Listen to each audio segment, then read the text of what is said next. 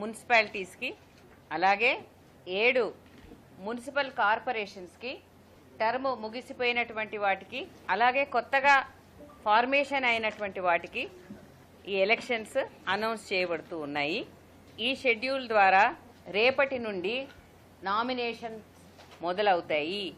Nominations యొక్క ప్రక్రియ 31వ తేదీ స్క్రూటినీ, దాని తర్వాత విత్డ్రావల్, తర్వాత publication of the contesting candidates 3వ తేదీ అవుతుంది.